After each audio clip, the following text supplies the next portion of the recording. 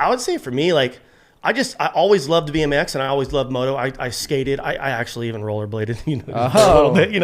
I got to throw it out there. I did it. It is what it is. Honestly, I did. Yeah, I don't care. You can make fun of me. Who cares?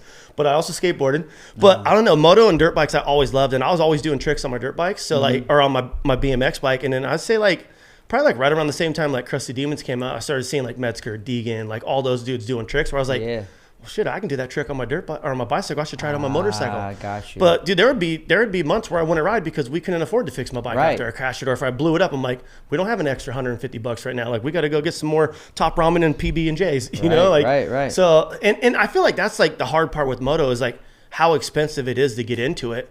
Versus skating, it's not that bad. You can go buy a skateboard, you can go get board, trucks, all the stuff that you need, easy. Where dirt bikes, sometimes you're hey, I need $14,000 to go buy a new motorcycle. It's and crazy a place to ride.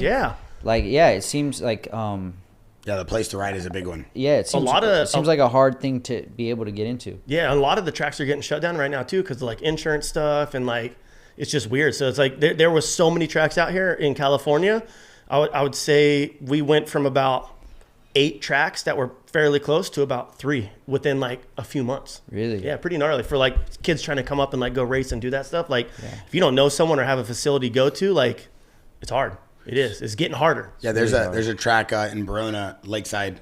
It's on the Indian reservation. It's ran by Dayton and this guy Finn, and that's where I grew up racing. Family friends of my family, and we also have a paintball park there. Giant Paintball, SC Village, San Diego. And that track is always busy, and they love the culture of moto. They have races and they really maintenance it, but you don't really see that anywhere else anymore. And so I always go out there and I'm just damn, it must be so hard for you guys. Well, it's probably better for them because there's not a lot of options now, but it must be so hard for someone to own a track and then be I got to figure out how to make money with this. That's why we see so many tracks being part of teams. Yeah. And that's probably it. But speaking of that, I feel that's something no one ever talks about. Growing up, I used to see Sheckler and really cool dudes at public skate parks. Yeah. And I didn't really see a lot of the private skate parks, the Nyjah, P-Rod, Sheckler things that they have now in warehouses.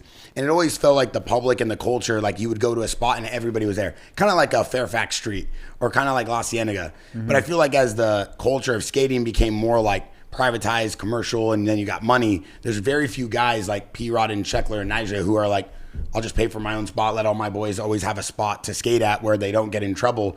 Do you feel that kind of hurt, though, the skate culture, where there's not these public spots where the public was mixing with the pros and there was these no. Or is it making it better? No, I don't think it hurts. I think it just for me personally, it made me spoiled.